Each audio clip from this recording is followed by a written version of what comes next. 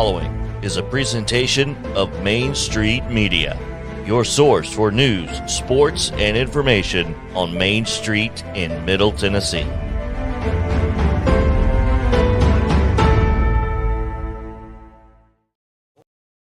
Sound 30 years of the best sports talk in Middle Tennessee, featuring Tennessee Radio Hall of Famer George Plaster, Tennessee Sports Hall of Fame coach Watson Brown, and Young Guns Billy Derrick and Michael Cindric. And now, here's your host, George Plaster.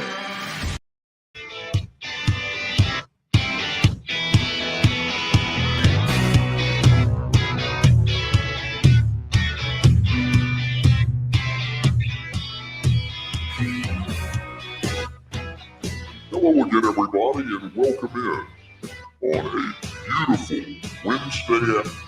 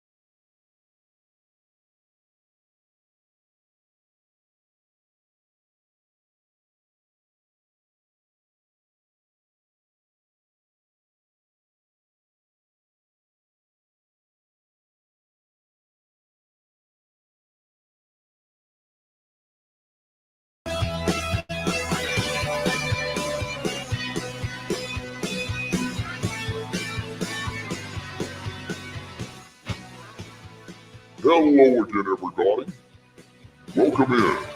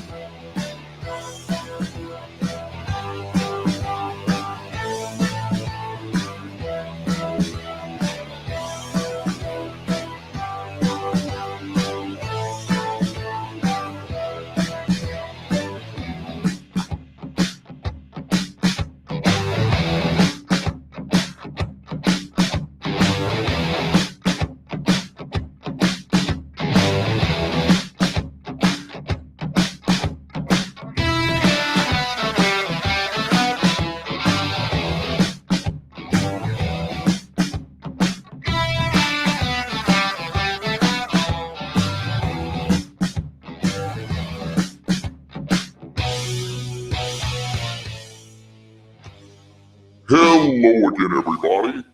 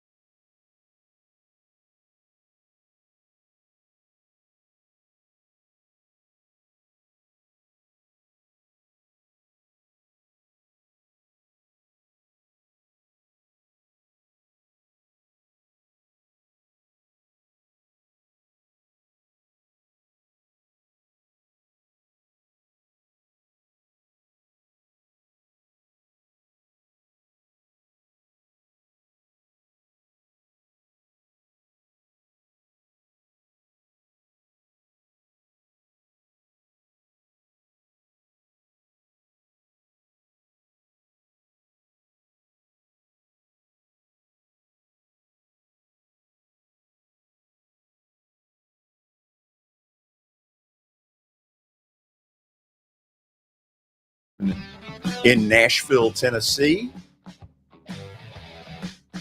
Hope you've enjoyed the music. There we are. Music probably looks better.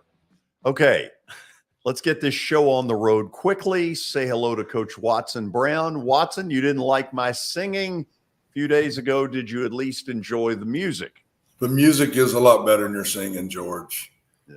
And I did catch a little of the whistling today earlier, and that's a lot better than your singing too. So really, yeah, I can go for the whistling. It's okay. You know, it was to Elvira. Elvira. Yeah, great song in the 80s. Used to be the seventh inning stretch music at Greer Stadium. You didn't know that, did you? No, I did not know that. Was that a Smokeyism or was that a? There was the Larry Schmittou, Richard Sturban production. Okay. Yeah. I don't know. For whatever reason, that song was in my mind. Billy, how are you today? You look like you're a little shaken over there. George, I'm just laughing at the Darth Vader voice. I'm glad we were able to sort that out about 10 minutes into the show. Hello. No, you can't come close. No, that wasn't good. That was Darth Vader for sure. Yeah. Let's check in with Terry McCormick. Terry, again, man, I'm a Yankees fan. I'm glad to see you come over away from the dark side since you brought up Darth Vader. This has got to be a little bit of a tough pill for the Mets to swallow, because I think they thought they were going into Yankee Stadium with a wounded team and show them who daddy was. Yeah, I think the Mets, had been playing really good ball for most of the year. Yankees had kind of hit the skids, and then lo and behold, a little bit of timely hitting and some decent pitching, and Yankees win both games. So maybe they're back on track. I hope so. Let's get to the Titans. There was a trade today. Lay all the particulars out to us. Oh, well, you're laying something on me here that I hadn't found yet. So go ahead, and then I'll comment on it, George. Okay. I've been Ugo busy getting some other. Amadi is now a Titan. Okay.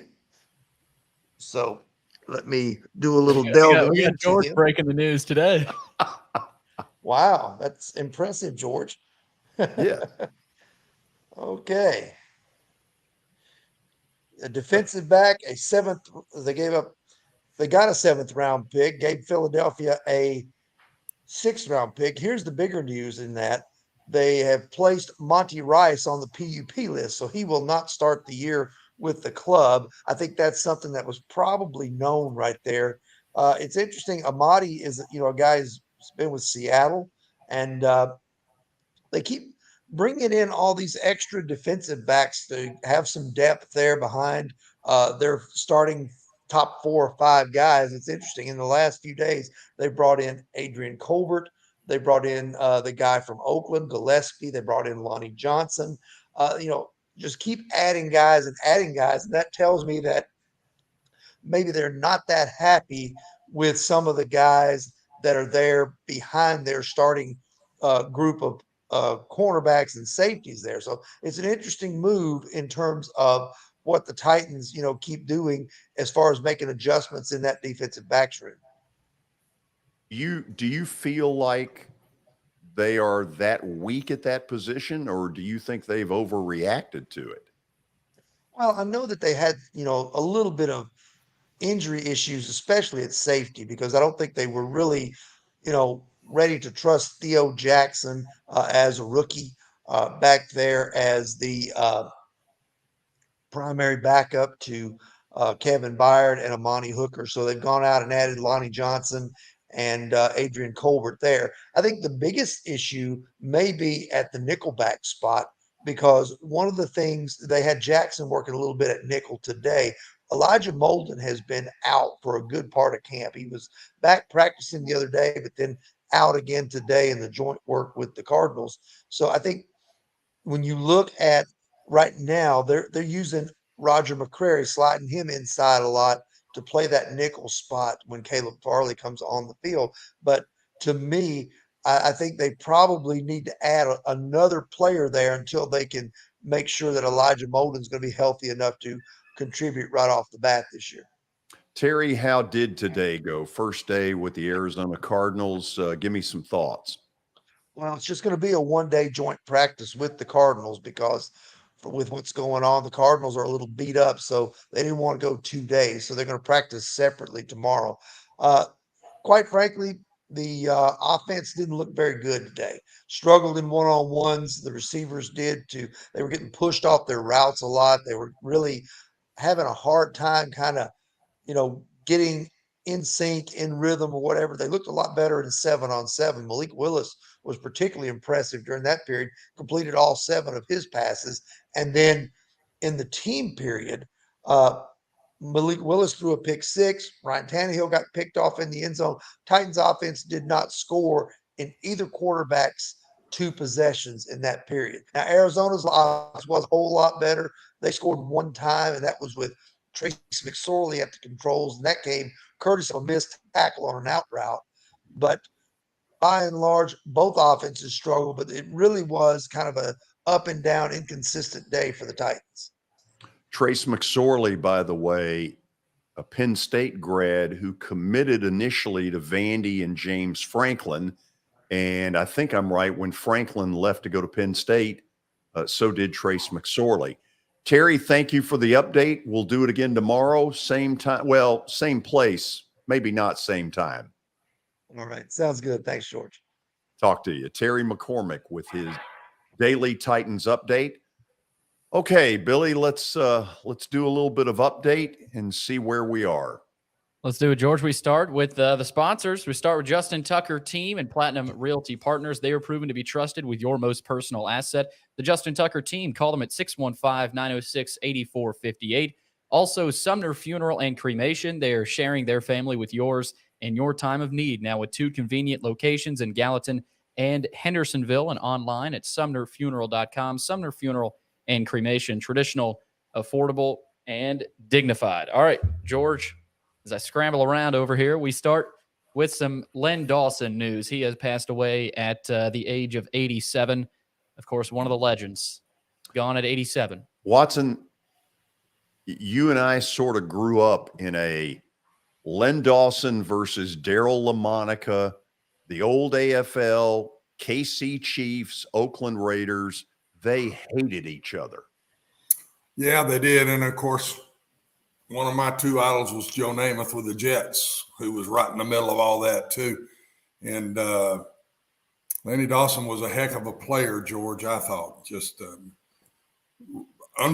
underrated. I thought he was a better player than his whole history has proved. I think he is in the Hall of Fame, which he very well should be, but because he won a Super Bowl.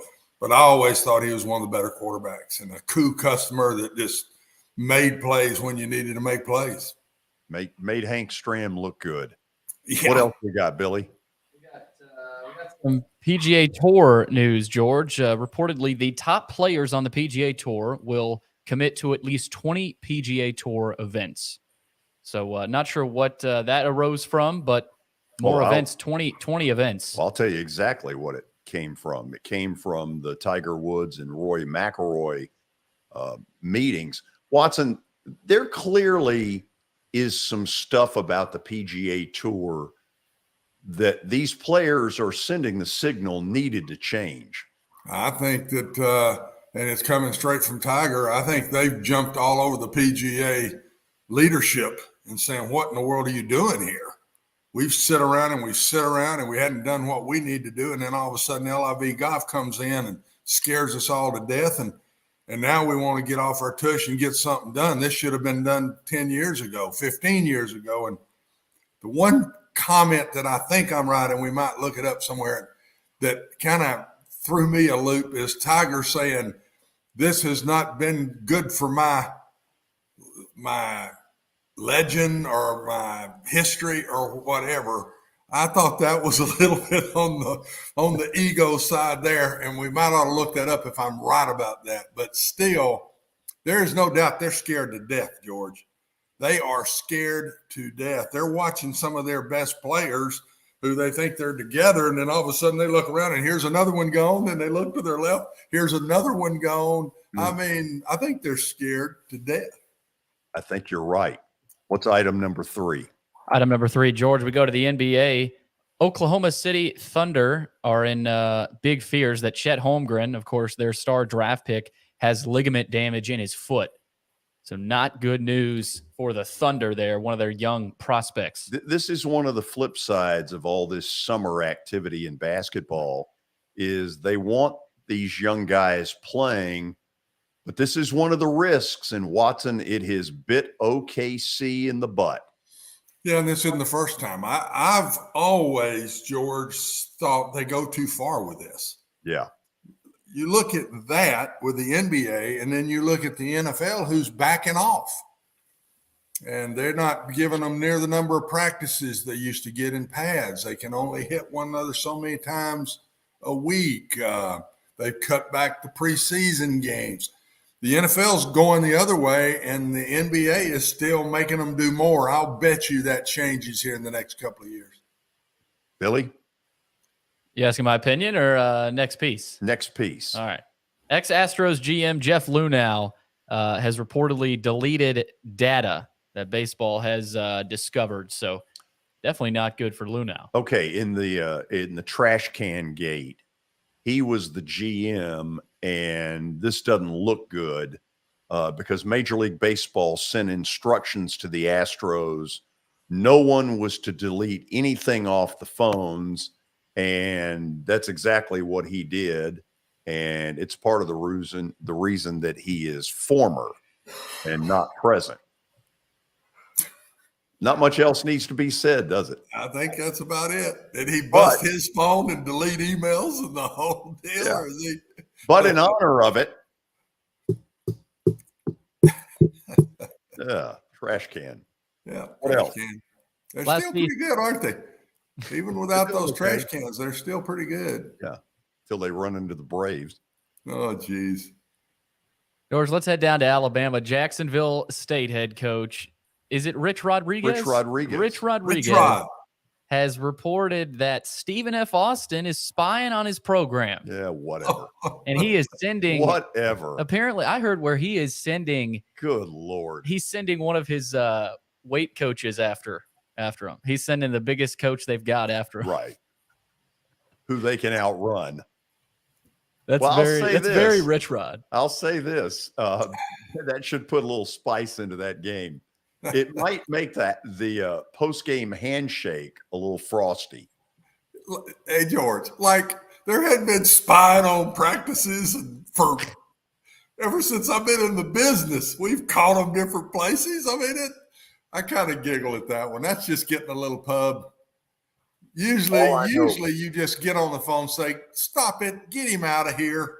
Right. I don't want to hear this anymore. I'll turn you into the commissioner. You don't hear him going to the press and saying, we got one spying on our program here. Rich Rod. I know is I've interviewed Rich Rod once, and he made Pac-Man Jones sound like just an absolute angel. So do I pay any attention to anything he says? Hell no. You can hammer Jacksonville State on the money line now, if it's even available. Thank you, Billy. Okay, after the break, one of Watson's former star pupils, Vanderbilt color analyst Norman Jordan, will join us to talk about Saturday's season opener in Hawaii. This is Main Street Media Television.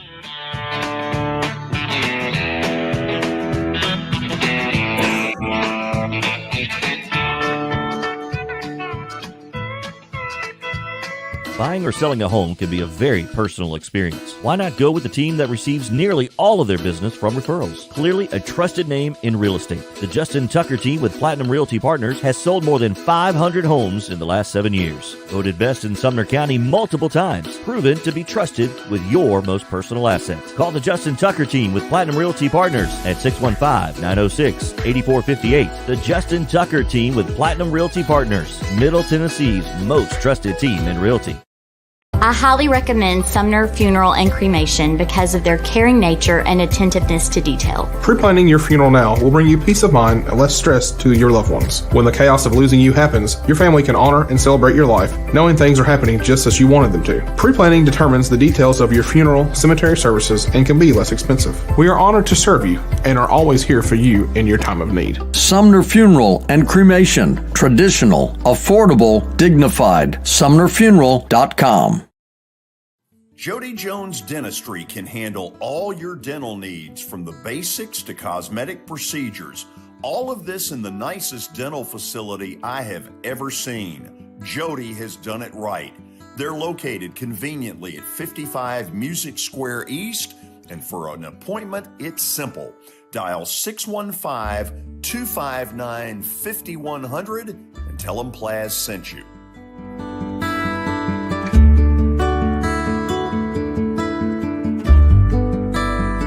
When you're thinking about golf, consider Riverside Golf Links. Under new ownership, the course has improved dramatically. It's now 27 holes, complemented by a 9-hole executive course. Book a tee time now at 615-847-5074 and get ready to enjoy the beauty of golf in the Old Hickory area at Riverside Golf Links.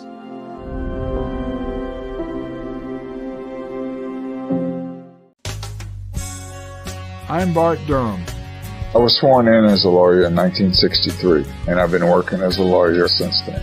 We're a firm that does exclusively personal injury, a lot of tractor-trailer crashes. Insurance companies will open up their checkbooks when you force them to.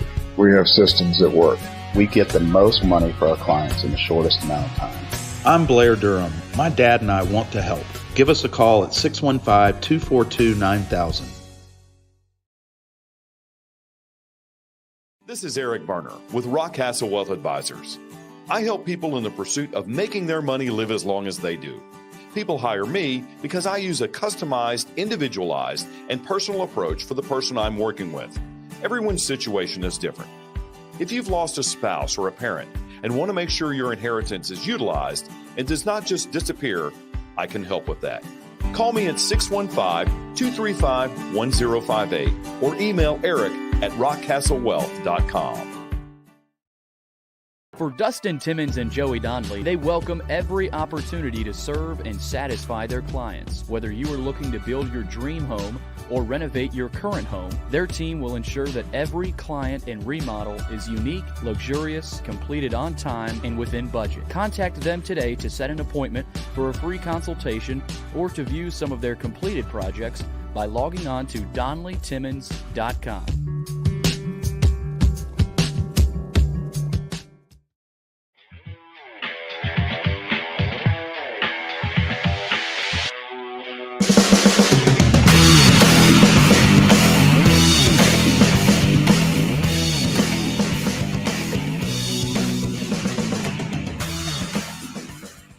We are back, and we say hello very quickly to Vanderbilt football color analyst Norman Jordan, who will be in Hawaii this weekend when the Rainbows play host to the Commodores. Norman, how are you? Doing great, George. How are you doing? Doing really good. I want to get to some things, get your opinion on some things as we head into this opener. Very surprised at the rise and fall of Ken Seals. A year and a half ago, he was a starting quarterback on an SEC team. Frankly, he looked the part. But since this staff has gotten here, he has fallen not only behind Mike Wright, but now behind this freshman, A.J. Swan. Help me, what has gone on there?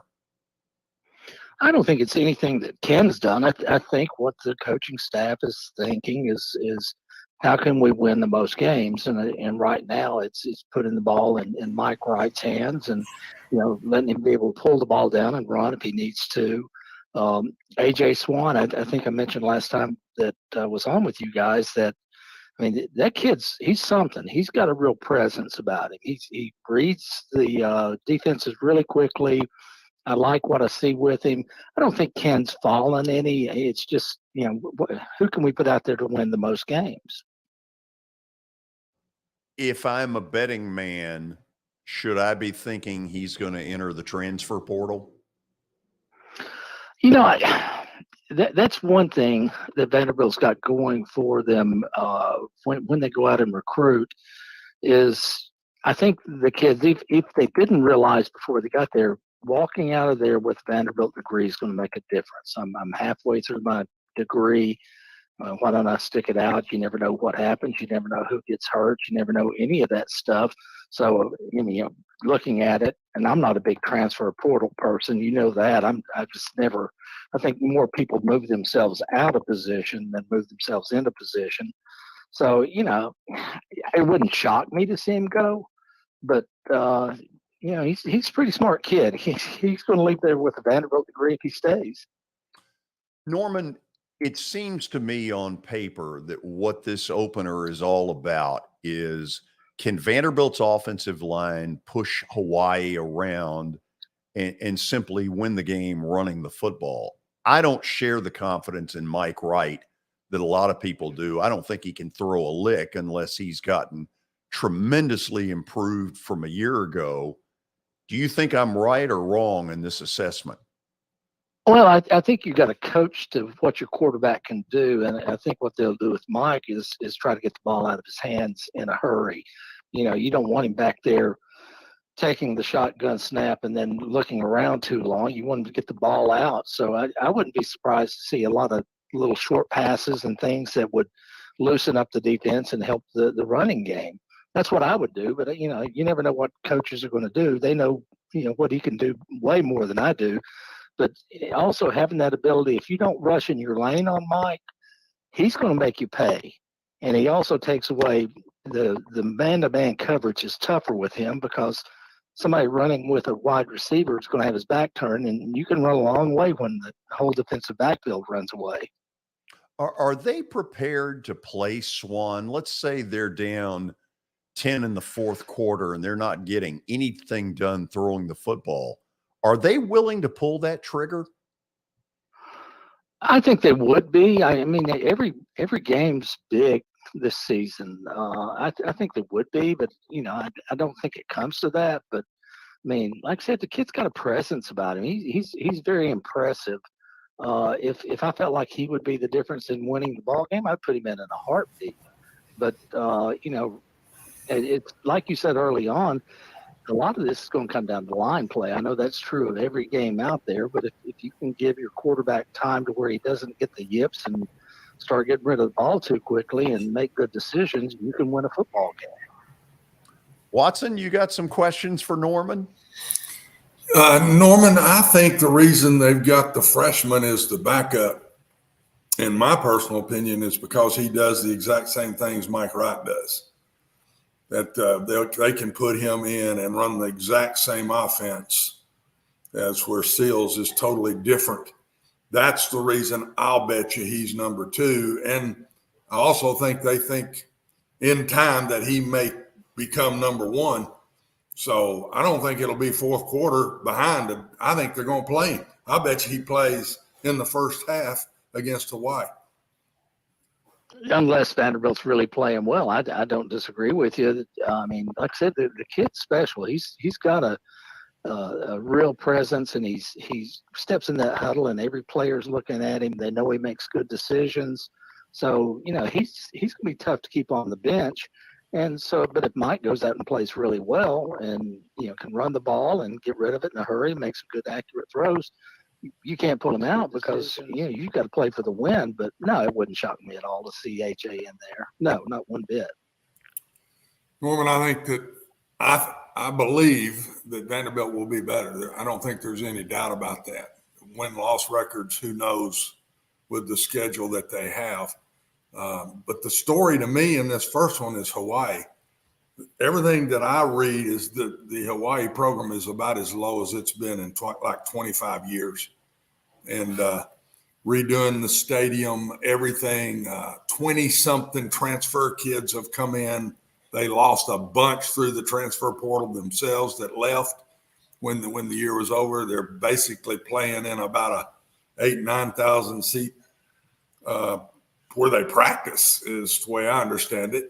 For the season, not just this game, but for the season, they're redoing the Weibo. So everything that I'm reading has Vanderbilt winning this big. It's amazing if that happens, because I've been around and had to coach against this Hawaii program, and I'm telling you, if they fall into those levels, that's a major fall off. No, you're right. I mean, I counted 37 players that they've lost from last year from graduation and the transfer portal. So they brought in some JUCOs. They brought in kids from the transfer portal, but they're also, and this way better than I do, to come in and coach a team for the first year and change things around. It takes a while to learn. We watched that last year with Vanderbilt. It takes kids a while to get to where they do things naturally out of a reaction rather than overthinking everything. And okay, this is cover 2. So what do and all that stuff, you don't need to be thinking out on the football field. You need to be playing football. And so I think they do have a mess. I think they've got 2 returning starters on defense and 4 returning on offense, and it's a tiny percentage of their offensive production last year coming back. So I hear they've got a pretty good offensive line, Hawaii does, but you got to have somebody carry the ball. You got to have somebody catch the ball. I'm assuming, I don't know, that we'll see some run and gun type, open it up. That's Timmy Chang's background. So I think it'll be a pretty open offense. So, they're going to have a lot to learn. Yeah, Jimmy is the old run and shoot guy. And if you get a chance, walk up and say hi for me. The last game he played for the University of Hawaii was against us at UAB in the Hawaii Bowl. And he had set all of those career national records. And he was a great kid. It's amazing to me how the years have gone now. And here he is in his first game back since he played his last game. Now he played in the big stadium that they're tearing down and redoing. But his first game back now as a head coach. And I saw also, Norman, if you get a chance, say hi to him. But if I saw also where he hired the Eastern Washington offensive coordinator, who is a very wide open guy So I would bet you they're going to try to spread it, which is nothing like what they ran last year. They're going to try to open it up and spread it around, and I think that's really hard early to be good at that. Yeah, I watched some of the games, some of the tape from last year on Hawaii, and it was really worthless because you're not going to see the same players very much, and the stadium was completely empty, which really caught me off guard. I didn't realize that they played in empty stadiums last year after everybody else, kind of saying, hey, come on to the ball game. So it's going to be interesting. You know what it's like to be a first-year coach, and you're trying to get your players to think like you want them to think and to just do things, and it's tough to do. So no, I'm not going to be at all surprised if Vanderbilt walks away with a win, and I think they'll have a talent edge as well. So it should be interesting. Well, the last thing, Norman, is I know you're flying out. I think you're leaving tomorrow. They've been out since Monday. I thought that was very smart to do that. It helped us a ton. We were there 8 days when we played them in the Hawaii Bowl, and getting used to that climate and everything, just the change of time. By the time we got to Saturday, when we got there on a Sunday. And by the time we got to Saturday, we were very well acclimated to everything. It did not bother my team whatsoever. And I thought that was very smart that he didn't go out on a Thursday. He went out early, and the kids will have a great time also. But at the same time, there's a lot to get used to out there. And I thought that was very smart to do that. Yeah, the stadium with 8,000 or 9,000 seats, the stadium's not going to intimidate anybody. So you got that going for you. You go out there and you get used to actually being on the field and practicing on the field. So they got a lot of things going their way in this game. But now you got to see who's going to step up, who played okay last year that all of a sudden becomes your star. And, does Will Shepherd have a great year? Does he, make a ton of catches with touchdowns, or, what receiver, which one of the running backs? Vanderbilt's got 3 really good running backs. And, all of them are a little bit different from each other. So it's going to be very interesting to see the steps forward that they've made. Norman, thank you for taking the time to come on with us. Safe travels tomorrow. Get out there, get the suntan lotion, and bring back a victory if you can. Thank you, gentlemen. That's Norman Jordan. He is Vanderbilt's football color analyst on radio. Watson, I didn't think about it. With the 4-hour time difference, about 75% of that game will be played in sunshine. Yeah, I think the game out there is a 4:30 game, which is Hawaii Bowl was about a 4:30 game. So, yeah, I know exactly what he's going through, and I'll bet you he got him up early. I did.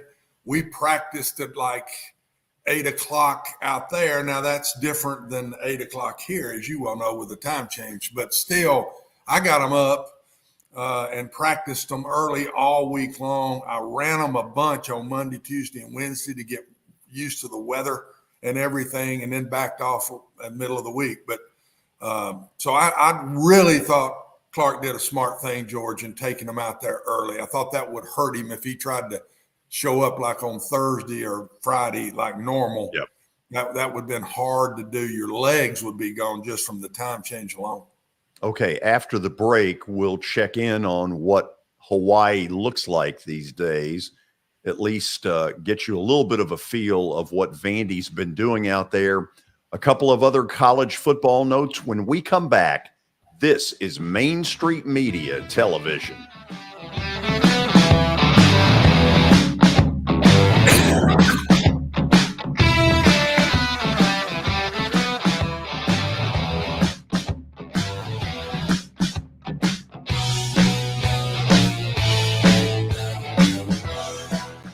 At WellSkin Dermatology and Aesthetics, we pride ourselves in providing access, innovation, and a patient experience second to none. Access to care and treatment when you need it. Innovation with medical-led cosmetics and various on-site technologies for full-service treatments with a customer experience that is calming, casual, and effective. Independently owned, providing medical, surgical, pediatric, and cosmetic dermatology and more. Visit WellSkinMD.com to schedule your appointment today. WellSkin Dermatology and Aesthetics. Access to healthier skin.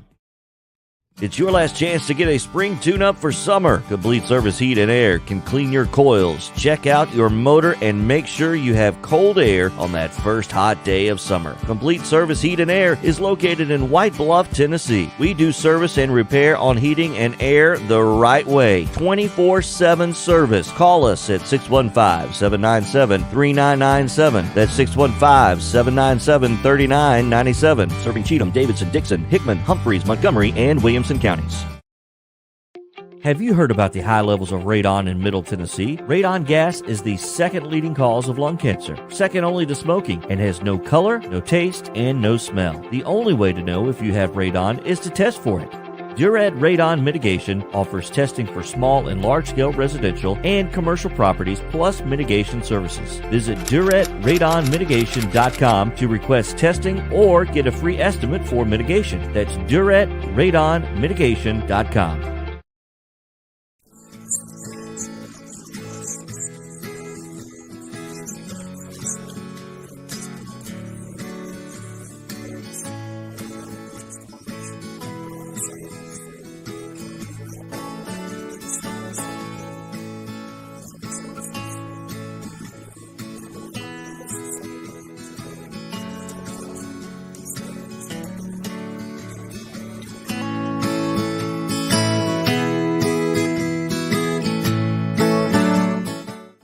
Since 1865, the First Baptist Church of Gallatin on Winchester Street has served its community by catering to the least, the last, and the lost, providing a church of welcome used by God to save the lost, transform the saved, and impact its community. As a proud multi-ethnic congregation, Pastor Derek Jackson personally welcomes you to join them in fellowship Sunday mornings at 8 in person or at 1045 in person or online at firstbaptistgallatin.org. First Baptist Gallatin on Winchester Street, serving with open arms as a true church of welcome. Serving Williamson and surrounding counties, Bone and Joint Institute of Tennessee offers comprehensive orthopedic care with 16 subspecialized physicians. Our practice provides high-tech care with a hometown touch. We offer physician clinics, physical and occupational therapy, advanced imaging, and surgical services, including interventional procedures. Call us at 615-791-2630. We're Bone and Joint Institute of Tennessee. High-tech care with a hometown touch.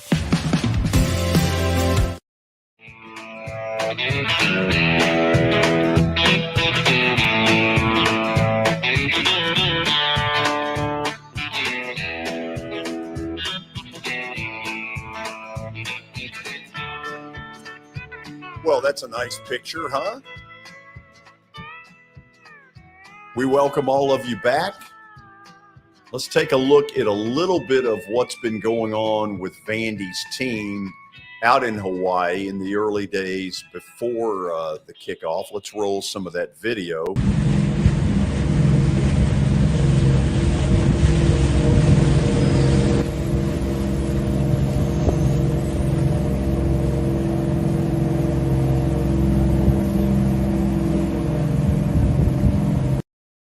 Wouldn't that be fun? Yeah.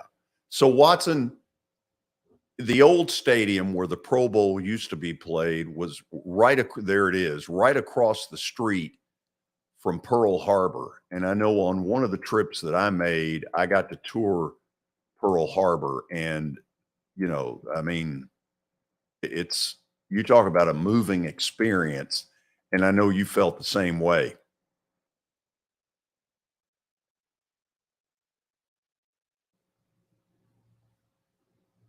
And that picture, that video was taking them to the site of I think it's the Arizona was where we went the day we went. And it's right dead across the street from the stadium, George. We drove by it every single day, right by Pearl Harbor every day to practice. And to see the sun coming up, we practiced in the mornings in this stadium, and to see the sun coming up over the harbor like that, wow, it was. But nothing took the place of getting off and feeling what those men went through on those ships and what happened when we got bombed. Nothing. The whole week, 8 days we had, nothing touched that, in my opinion. And it was the same way with all the players. Is there You know, I obviously there's a difference in climate, but here with all the heat and the humidity, shouldn't Hawaii be a breeze? No pun intended. Yeah, it does. It is a different kind of hot. The further west you go, it's less humidity, but the heat is a dry heat, and sometimes you don't even know. And I can remember making our players drink water, because we did cramp some when we first got there. It is hotter than you think it is, but the humidity is zero compared to what Vanderbilt's been practicing in, or what we practiced in every day in Birmingham, which was worse than Nashville. And but you're right. But the heat is different. And I thought we had to get used to that and just make them drink water because they didn't think they were that thirsty. And then all of a sudden we'd start having cramps 2/3 of the way through a practice, George. We took them off the plane from Birmingham and took them straight to the field and ran them that afternoon late when we got to Honolulu. And we had cramps from running that first night or first late afternoon that we did that. So I do think there is a difference. And I think it's crazy to go out there because best I can remember, it's 4 hours from San Francisco to Honolulu. It's still a long ways past the West Coast. Yeah. And so it's different. That's all I can tell you. It's beautiful, but it is different. It's different. Okay. A little University of Tennessee football news. I asked Tony Basilio this yesterday, and he gave me the answer that became official today. When the Vols play Pittsburgh up there in week number 2, it will be the USC transfer, Keaton Slovis, who will be the starter for Pittsburgh. Watson, I was a Keaton Slovis fan. I thought he took a beating at USC, but when he was healthy, he was pretty darn good. Yeah, and Pittsburgh is supposed to have the best offensive line returning in the ACC, so he should get protected better. Pittsburgh is much more of a run team than Southern Cal was, George.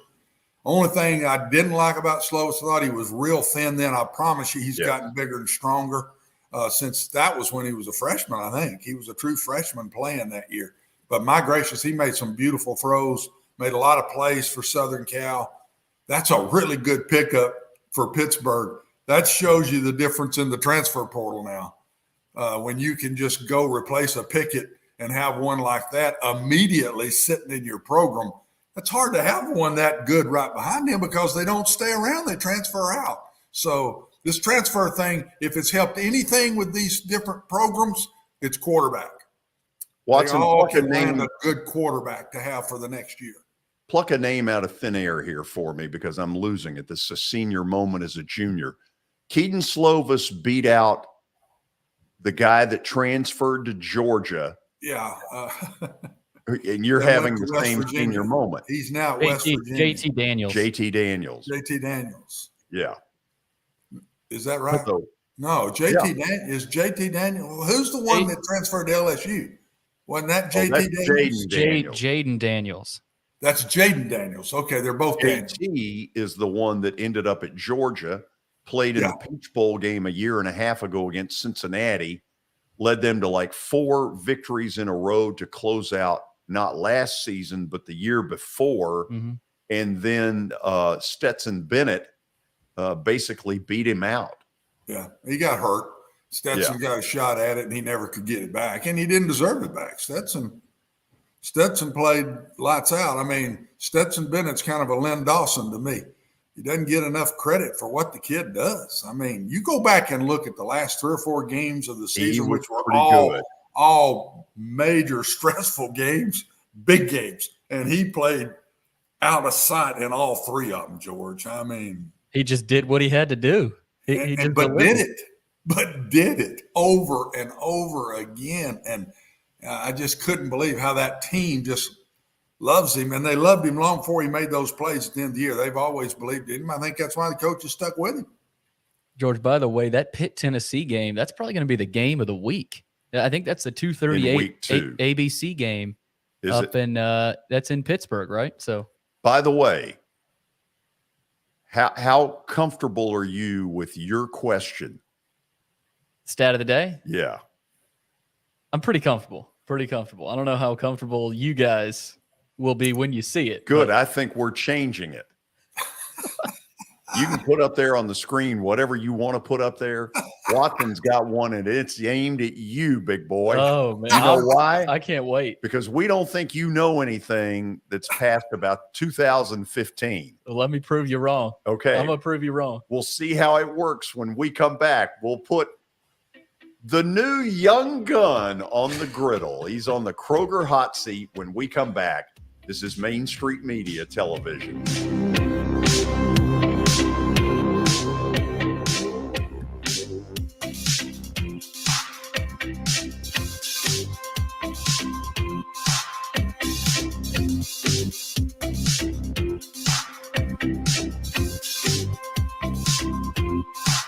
This is attorney Bart Durham, and this is me. I'm Aaliyah. Keeping in good physical condition is really important to me. But when I had a wreck with a tractor trailer truck that hurt my legs so bad I couldn't work for almost a year, I knew I needed a lawyer that understood tractor trailer cases. So I called Bart. Bart gets millions of dollars for his clients every year. At Bart Durham Injury Law, we've handled hundreds of tractor trailer cases. My dad and I want to help. Give us a call at 615-242-9000. The high school football season is here, and nobody handles Friday nights better than Main Street Media. Here's Zach Womble with details. That's the name of the game here at Main Street Media and Main Street Preps. Is, we've been doing this for a long time now, and I think you hit on it. We've got an army of reporters across all of Middle Tennessee. I think there's about 130 schools in the Middle Tennessee area, and we try to cover all of them. We cover about 11, 12 counties at this point. And those Friday night shows, it's we're gonna show that off. We're gonna showcase the talent that we have on the field with reporters across several mid-state games on the weekly basis. So whether you're in Williamson County, whether you're in Giles County or Murray County or Montgomery or Robertson or anywhere in between, we're gonna have you covered from 6 to 11. Friday Night Live is presented by the Tennessee Highway Safety Office, where fans don't let fans drive drunk.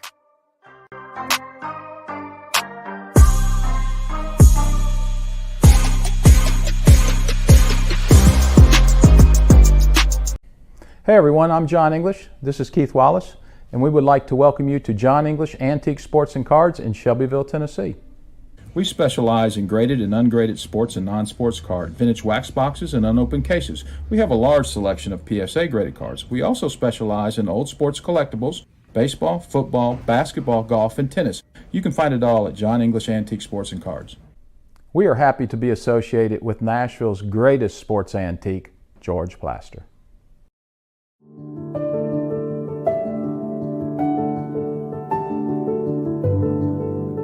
Welcome to the Omni Nashville Hotel, urban elegance with a vintage touch.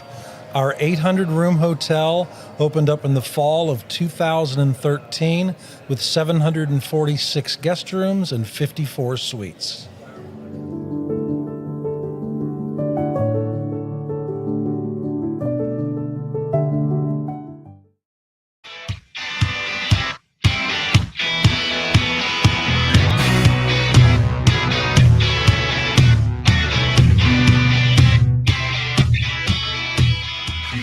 Normally, when it comes to stat of the day, we're all gussied up. We've got a nice graphic. You know what? Screw that today.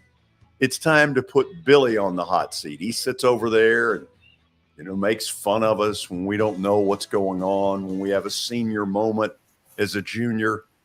Watson, first he's got to read something. He's about to read his own funeral. And this one's easy, and I don't think he'll get it, so I don't mind. I love it. Here's my eulogy. It's time for it. John English Vintage Sports and Cards, as well as Rockcastle Wealth Advisors, are the sponsors for Stat of the Day. John English, they specialize in antique and historical sports equipment, games, and advertising, and other sport-related items. You can visit John English Sports and Cards in Shelbyville, Tennessee, open Tuesdays through Fridays from noon to 5 o'clock, and Saturdays from 10 a.m. to 5. Visit them online at gradedcards.com. Also, Rock Castle Wealth Advisors. You can call Eric Berner at 615-490-7052 or visit them online at rockcastlewealth.com. These are good men. So if you get a chance, do some business with them. We really appreciate their sponsorship. Okay, Watson, no fancy stuff today. Just lay it out there and watch him bomb. Lay it out into a 3-part piece, George. Who won the first Super Bowl? Who won the first Super Bowl in New Orleans? How many Super Bowls have been played in New Orleans? And how many Super Bowls have been played at the Superdome in New Orleans? Okay, it's a little 3-part mega question there. Piece. Go to it, fella. Okay, do you even know where the first Super Bowl? Do you even know what year it was? Have you got a clue? I'm not sure about the year, but was it played at Tulane? Yes. It was played at Tulane. That already gets you off probation. And was it won by the Green Bay Packers? Oh, heavens no. Pittsburgh Steelers? No. Heavens no. How many guesses are we to give you? First of all, it was a hint. George, give him a hint. I give you all hints all the time. It's about somebody that we've talked about already today. Oh, Len Dawson. Yep. There you go.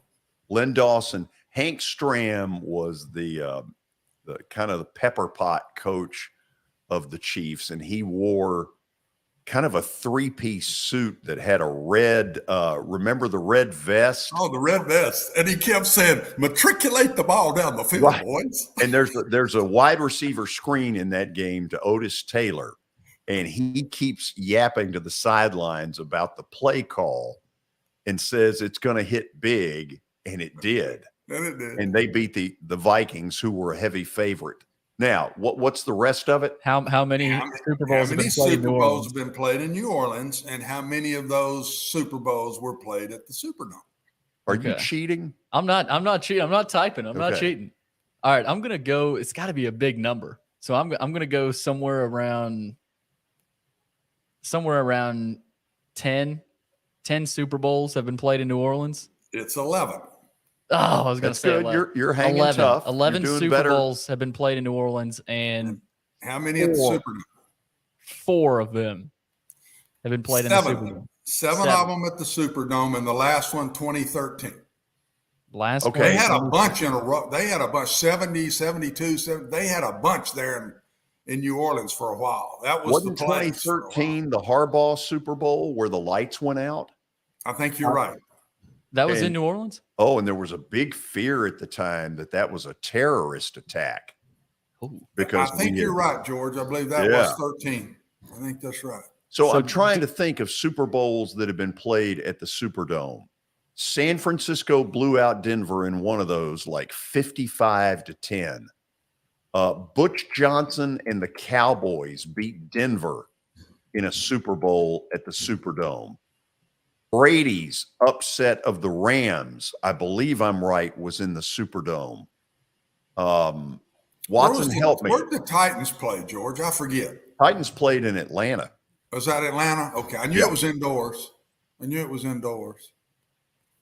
Well, and I've also brought that up today because of speaking with Butch yesterday about if we put a dome in this thing, maybe Nashville starts getting these because everybody, George, in those years loved to go to New Orleans, man. I mean, that was the hangout in those days, and it was really the only indoor place. Wasn't it the original? Not the Astrodome was the original, but the original where the Super Bowls were played. Oh, Superdome, man! When it was built, it was a lot of things tied around that question today with Len Dawson and then Butch in Nashville trying to see if we can build one here. So that was a good one. That was a good one. I think Watson should start making the stat of the day. No. You start doing bad ones. George and I are coming up with the next one. Darn tootin' we so are. We're just That's going to be the law that we lay down. Bad ones by you get it the next day. Well, but they aren't by him.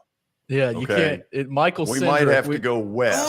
Oh, well, just mark them down, and when he gets here, we will nail him. Hey, we will jump down his throat. Oh, we'll nail him to the wall. So do you not have something to read as we now have reached the 5 o'clock hour? I do have something to read, George, and we are into the 5 o'clock hour. Of course, Middle Tennessee Bone and Joint is the sponsor. They combine state-of-the-art orthopedic service with a family atmosphere. Whether it's a sports injury, a sprained ankle, or a major joint replacement, Middle Tennessee Bone and Joint Clinic has the staff, training, and equipment needed to take care of any patient in any circumstance. Their mission is to provide high-quality, specialized orthopedic care in a compassionate manner to the people of Columbia and Middle Tennessee. You can visit them online at mtbj.net. And George, speaking of Middle Tennessee, we've got Chip Walters coming up. We sure do. Watson, I don't know if you know this, but Chip and I got a chance to do a Hawaii trip. We went with Vanderbilt's basketball team at what turned out to be Will Purdue's homecoming. It's sort of his kind of the breakout. Coming out party. Thank you. And he ripped up a big old 7-footer from Missouri named Gary Leonard. Chip and I did the game in Hawaiian jam shorts. Surely you don't have the picture. See that. Chip, I do not. Even if I did, I don't think I'd dare show it. Oh, I'd love to see that picture. I bet that's a pretty shot. It's down in my garage somewhere. I just didn't make the effort. Now, the other person that Will took care of on that trip, too, was Luke Longley. Yes, that's right. So keep going. Yeah, well, that's about all I got on that. I did tell, and I think I told you this the other day at the Tennessee Radio Hall of Fame. We were talking about this Hawaii trip, and Watson, you'll appreciate the highlight for George for the whole trip was that when we got up on Sunday morning, the NFL came on TV at 8 a.m., not noon. It was 8 o'clock. Get it started early, baby. Yes, my day started. Yes. That's right. I also played pickup basketball with some of the locals while I was out there. And that was fun. I never thought I'd play basketball in Hawaii. But anyway, enough of all that. Chip, how are you? Doing good. Doing good today. So I want to get you to talk a little bit about what I think is totally unfair. And that is that these Power Fives are trying to leave the MTSUs, the University of Memphis's, what is considered the group of five for roadkill. It really bothers me, and I know it infuriates you. Well, you know, it's you go through you go through these kind of things, and it's you know, they're obviously carving a lot of folks out. You know, I look at, okay, where is the, you know, is the positive to all of this somewhere along the way, that if they do end up with 4 super conferences and 64 teams, something like that, that you end up with the group of 5 where they end up with their own playoff or another level of national playoff or national championship. You know, and the bowls have been good, and they're still going to be good to a lot of folks. And it's, you know, it can be frustrating at times, because I think it goes a little bit deeper in that, and I'm going to put a toe up on top of the soapbox just a little bit, that the mentality, if you're not playing in the national championship game, what good are you? And, you know, and people say, oh, there's too many bowls or whatever. This doesn't mean anything. Well, you know, I've been to, you know, 8 or 9 bowl trips, and I promise you it meant something to the people who were involved in it. So, so it's, you know, it's still so far up in the air, and, you know, there's an expectation that, you know, that will probably happen. It's kind of interesting how the Power Fives now are trying to position themselves where now, you know, we want to do our own thing in football, but we still want to be part of the basketball tournament and the cash cow that comes with that. So, you know, I'm not sure where it's all going to end up going, but it's you know, it's just something you're going to have to keep we'll keep our eyes open and see where it does go. The part that of what we see a lot of, and I'd like to hear what Watson thinks about it, is all these conferences that are now looking at going to 9 conference games as opposed to 8, and what that's going to mean for a 16-team SEC is there's going to be 8 more losses hung on their schools instead of playing non-conference games against G5 or other folks that would there would be a higher percentage of victories in there.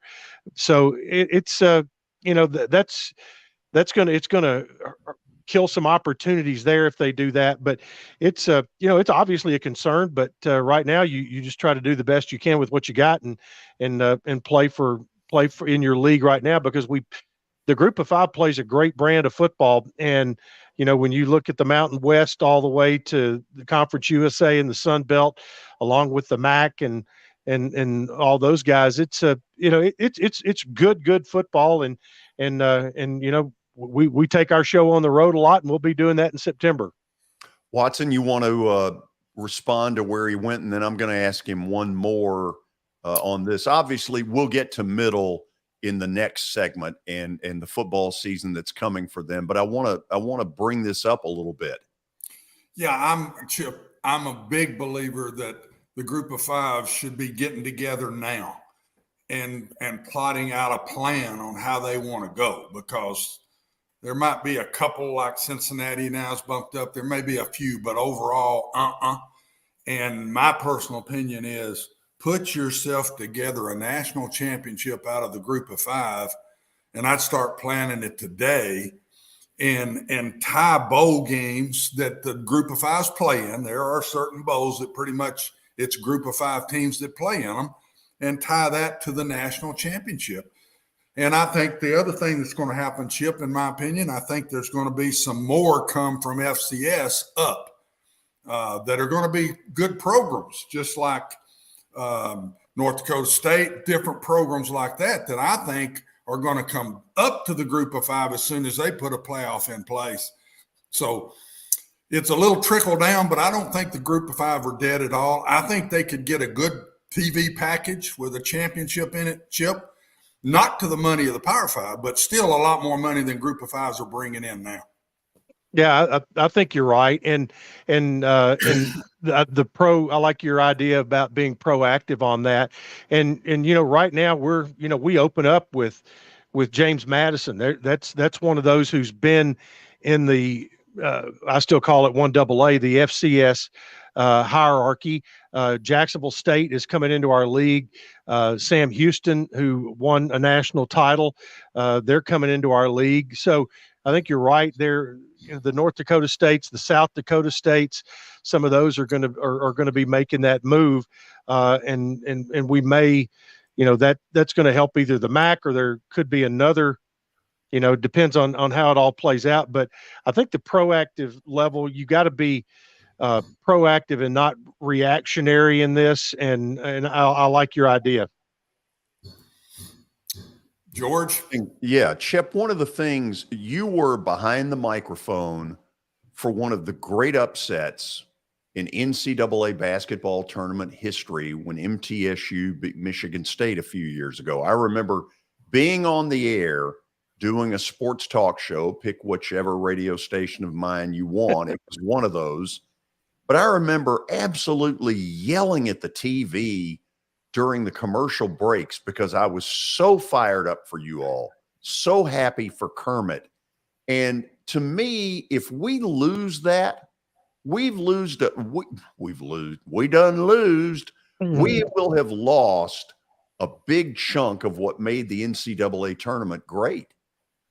Oh, I think you're right. And that, that was we've had some special days like that in the NCAA tournament. And St. Peter's was the latest one to do that. Maryland, Baltimore County, you think of all of those events. And it's not just the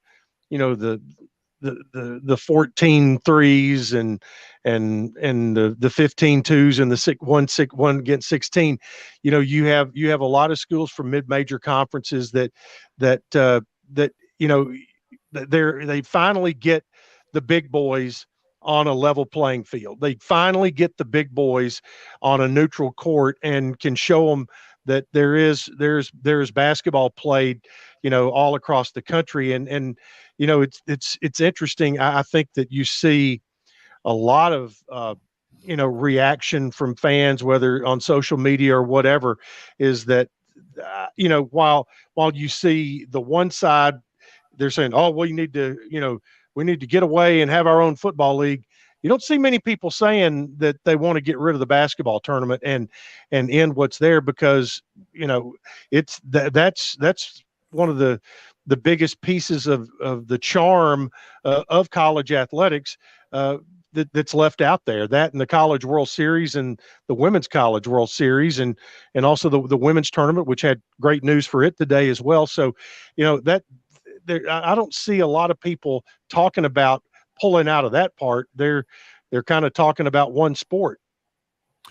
Chip, take me through that day. That has to be one of your biggest broadcast thrills, is the victory over Michigan State. And what was the crowd like in St. Louis as they started to sense this really could happen?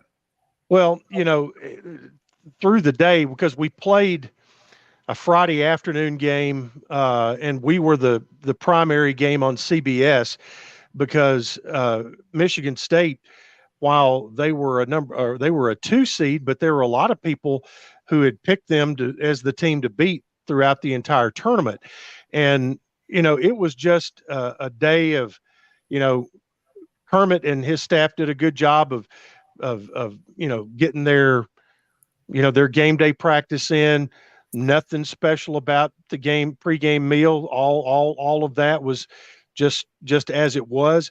We had just come off a very dramatic Conference USA championship game win at the buzzer, forcing a miss by Old Dominion, which that was a huge climactic moment to get back in the tournament in the main part of the field.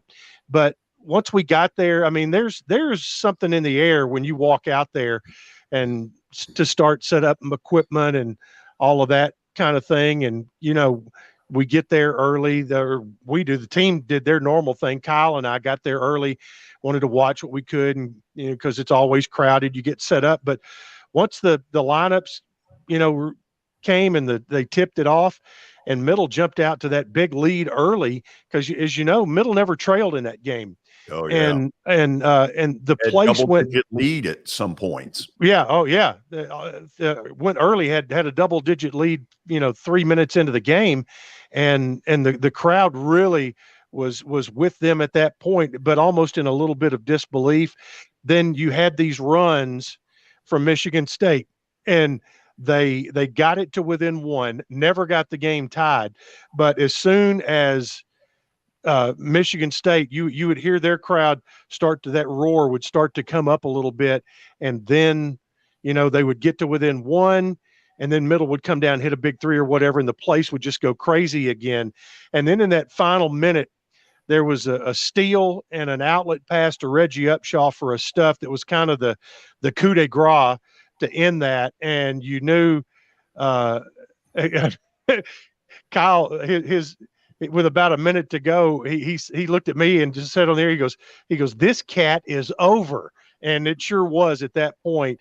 And that was that. And walking back to the hotel, which we stayed about 5 blocks, and we just walked after the game back down, and the next day walking around downtown St. Louis, and it was really amazing. Of the people just pointing out, hey, go Blue Raiders, and all this kind of stuff. But I think the university calculated somewhere in the neighborhood of $3 to $4 million worth of media exposure that came from that. Yeah. And Chip, I say this at times, and you do a lot of this as well, speaking to classes or young people that want to get in our business. When you're at center court broadcasting an NCAA tournament game, I always say I would pay them to have that seat. And I know you feel the same way. There's certain days where we earn our pay, that's probably not one of them. Yeah, it's except I do remember we were having some technical problems about 2 hours before tip-off. Got it straightened out and everything was just fine. But as much as I remember that day, I remember a couple of years before that when we went to Dayton and we were in the first four, and a couple of things that really stood out to me about that. We played St. Mary's in that on that night, but Craig Sager was there and he had the bracket tie on, and so I got my picture made with Craig Sager, and also that night Joe Rexroad, in St. Louis, Rexroad was covering Michigan State. It was his last duty as a writer for the Detroit Free Press, and it was his first duty with the Tennessean. So that was a really, if next time if you have him on, it'll be an interesting conversation, because he had to, he had that loyal Michigan State audience, and he was also writing columns covering middle for the Tennessean, which was very interesting. Oh, no kidding. Chip, great memories that you've shared. Stick around with us. Watson and I will get into the football part of all this when we come back. Good deal. Okay, stick around. This is Main Street Media Television.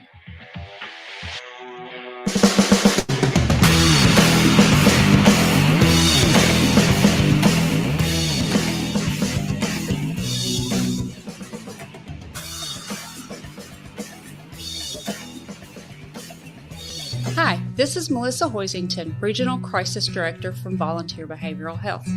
Disasters can affect everything in your life, including your emotional health. Help is available during these uncertain times. The Tennessee Recovery Project is a free, supportive resource for adults and children who have experienced the effects of natural or human-caused disasters. Specialists are available for counseling by phone or in person. For free, confidential service, please call 833-954-2424. The hotline is open 7 days a week, 7 a.m. to 9 p.m. Move forward with the help from the Tennessee Recovery Project. This is Eric Berner with Rockcastle Wealth Advisors. I help people in the pursuit of making their money live as long as they do. People hire me because I use a customized, individualized, personal approach for the person I'm working with. Everyone's situation is different.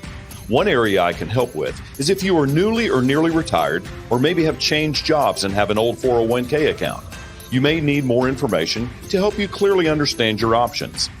Call me at 615-235-1058 or email eric@rockcastlewealth.com. Do you love bacon? I mean, do you really love bacon? Who doesn't, right? The 3rd annual Murfreesboro Bacon Fest is coming up Saturday, September 10th. Admission and parking are free. The Bacon Festival will feature live music, food, and craft vendors. And did I say bacon? You can ride a mechanical hog ride. Visit the Kids Zone with free inflatables. There will also be hourly raffles with great prizes and an opportunity to purchase Bacon Festival merchandise. And did I say bacon? Yeah. There will even be a bacon eating contest. Visit the 3rd annual Murfreesboro Bacon Festival Facebook page for all the details. Buying or selling a home can be a very personal experience. Why not go with the team that receives nearly all of their business from referrals? Clearly a trusted name in real estate. The Justin Tucker team with Platinum Realty Partners has sold more than 500 homes in the last 7 years. Voted best in Sumner County multiple times. Proven to be trusted with your most personal assets. Call the Justin Tucker team with Platinum Realty Partners at 615-906-8458. The Justin Tucker team with Platinum Realty Partners, Middle Tennessee's most trusted team in realty. This is Eric Berner with Rockcastle Wealth Advisors. I help people in the pursuit of making their money live as long as they do. People hire me because I use a customized, individualized, and personal approach for the person I'm working with. Everyone's situation is different. If you've lost a spouse or a parent and want to make sure your inheritance is utilized and does not just disappear, I can help with that. Call me at 615-235-1058 or email eric@rockcastlewealth.com.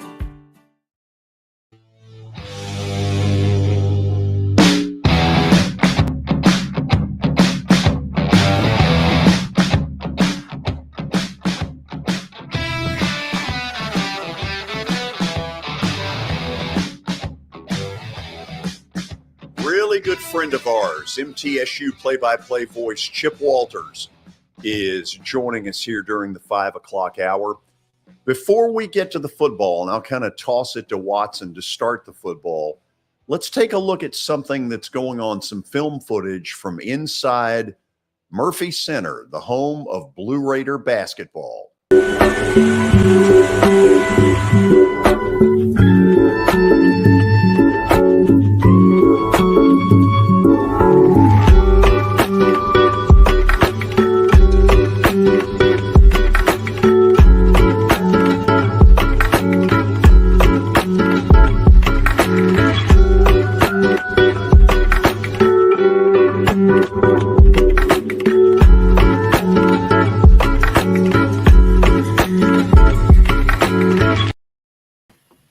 So that facility is almost 50 years old, opened in 1974. Chip, it is in amazingly good shape. Kudos to the people that keep it that way on that campus. It's also where Magic Johnson played an NCAA tournament game in 1979. I know because I covered it as a college student. There you go. Actually, George, December 11th, 1972 was the first game. So we are celebrating 50 years in Murphy Center throughout. As a matter of fact, I was on a meeting, a Zoom meeting this afternoon on a committee about the celebration of 50 years of Murphy Center because of all the, there's been great sports moments and obviously there's the great concert moments throughout the years. And so that the floor now has the new paint job and I really love the gray tone to it as opposed to the more yellow. It really makes the blue pop and we're right in the midst or right in the beginning of what's going to be part of $100 million facility project on campus. The first thing that's going to happen, and I think we've set a date now, September 15th, they're going to break ground on the new outdoor tennis complex. Then you're going to have in the stadium, the new student athlete performance center. And then Murphy Center is going to get a big part of the makeover in that it will have where you come in, you'll walk in almost like you do at Bridgestone Arena, and then you'll have escalators that take you up to the track level. And it's all going to be part of like I said, a $100 million project that is underway, actually getting started right now. It's called the Build Blue campaign.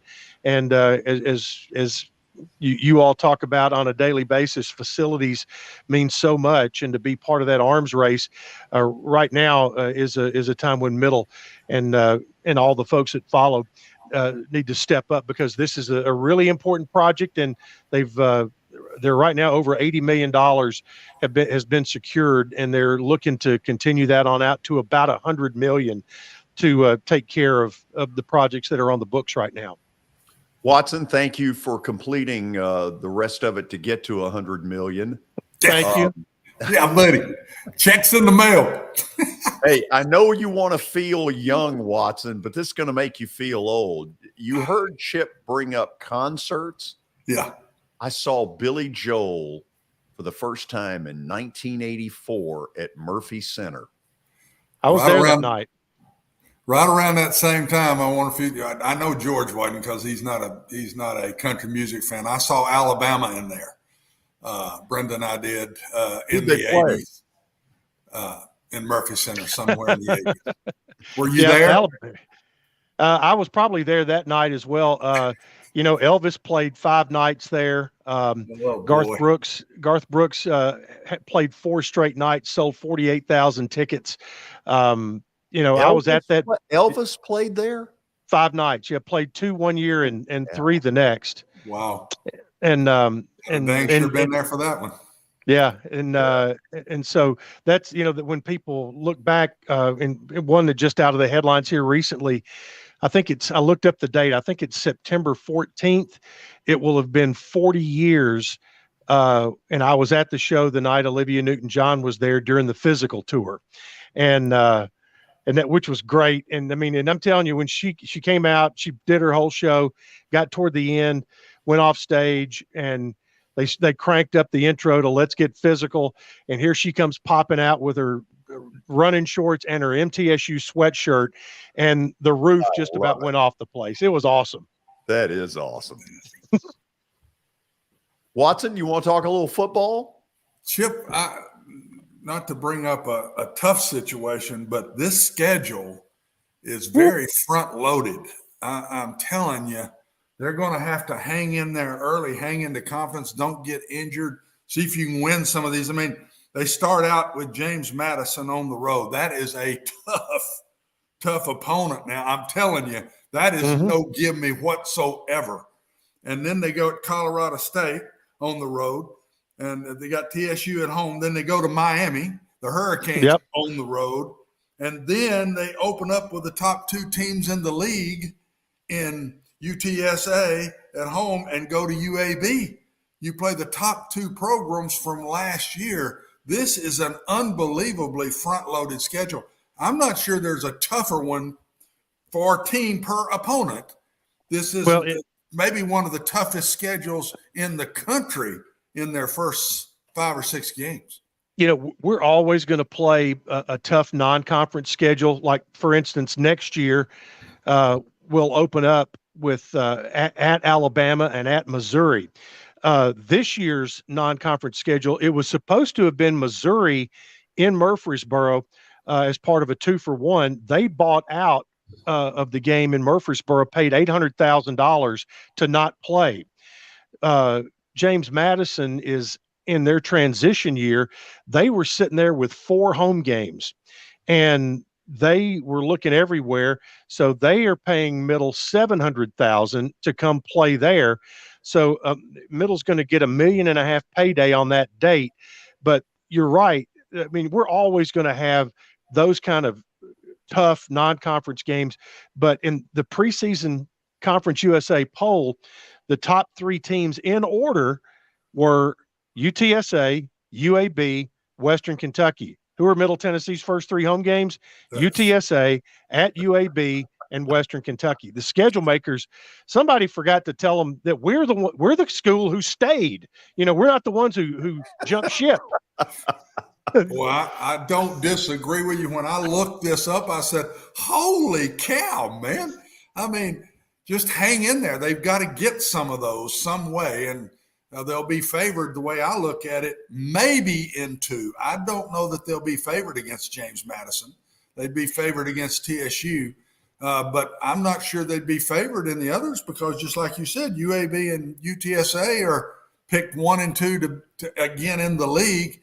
And my gracious, after all that, Chip, and then to come home with an old-time rivalry forever in Western Kentucky, which there's always a step up in that game that goes way back. I mean, way back. And how much better are they, Chip, in your opinion? Where did they need to get better from last year?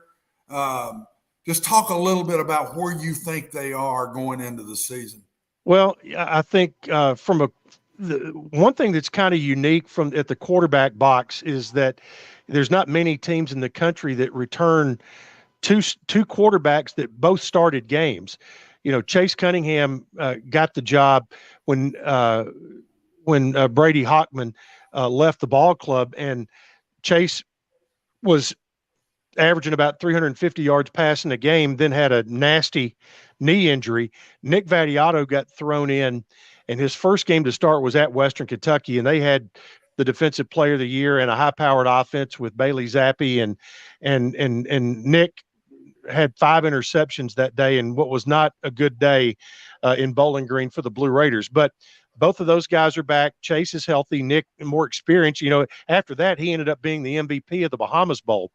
I think two areas they needed to get better is in the offensive line and at running back. And Frank Peasant, who is from Escambia High School in Pensacola, he is the one returning running back that has a good bit of experience, and he's good. But they've got 3 transfers actually through the portal. Darius Bracey, who has really opened up a lot of eyes. Transferred from Central Michigan, Avarius Sparrow, who is a redshirt freshman from Kansas State, had a really good year there last year. Bracey had a good year before getting hurt at Central Michigan. And then along the offensive line, they've got 20 offensive linemen in camp, Watson, and they have gotten bigger. You've got one that's like 6'7", 340, and he's kind of a flat back. He's not a sloppy guy, but you've got just about everybody's over 300 pounds. You've got the deepest receiving core that we've had here in quite a while, and maybe the biggest as far as size is concerned for Mitch Stewart's offense. And on the defensive side, you return everybody on your defensive front, which is a real plus. But in the secondary, you lose Reed Blankenship. He's still on the Eagles roster. Greg Great decided to go into the transfer portal. And then but you've got guys at those four positions. 6 of the 8 guys in the 2 deep in the secondary have played quality minutes, starter kind of minutes, when they were being rolled with those other guys. But the linebacker spots are the ones that concern me the most, because you basically have to rebuild your linebacking core. So that's kind of in a nutshell where they are right now. But they're going to play super fast with Mitch Stewart's the air raid offense. He's part of the Hal Mummy, Mike Leach kind of family, and even when Tony Franklin was here, we didn't play as fast as what I've seen so far in camp. No, Tony. When I go way back with Tony. Tony used to, after Kentucky days, would spend a lot of time watching us practice at UAB, and he's never been to me that real fast-paced guy. He's no huddle and everything, but I always thought he was a little different, and he would run the ball more than those other guys would. He was not hardly in the same air raid mode. Tells me, Chip, that you got to score a lot of points. When you run that style of offense, you've got to score a lot of points. And offensive line and running game. Isn't it amazing that you sit here and you say, well, we don't have a real successful running back and the offensive line's been poor. And I go, duh, to myself. Those two kind of go together.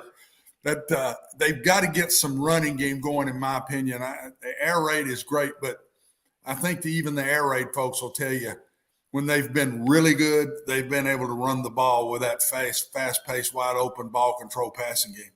Well, I mean, and I look back at Middle's best years, and they've been you think back over the last 10 years, when were they at their best? When Benny Cunningham was running the football and going to Georgia Tech and beating their doors off down there and doing things like that. And as fancy as you want to get, it still does come back. And Stock has been, he's been preaching that having a traditional run game and being productive and being predictable, that you're going to be able to run the football in a traditional way with a running back is something that we've got to get to. You think about 2 years ago, you had a quarterback that was 85% of your total offense from between running and throwing himself. So you've got these two quarterbacks are serviceable as far as being able to scramble, do those kind of things, but they're not the dual threat guys. But I think there are at least 2, if not 3 guys. It'll probably still be a running back by committee, even as much as you'd like to see one guy get the hot hand and move up. I still think with those 3 that I mentioned, with Peasant and also Sparrow and Bracey, that those guys are, you'll see them roll and they'll try to use them and keep them fresh. Okay. Watson, you got one more, or you? I got one more if you want it. You got time for one more? Yeah. And then we'll let Chip out of here because he doesn't get any more money. Chip, get in line, buddy. Exactly. Zero times 0 is 0. I mean, I don't care how you add it up. It comes to the same. Chip, one last thing, and get your comment quick on how did Stock handle the portal? Has he gone deep into it? Is he taken just a few? What's he done with the portal? If you ask him, and he's quoted as saying that, his ideal class would be to take 20 high school guys and 5 portal guys.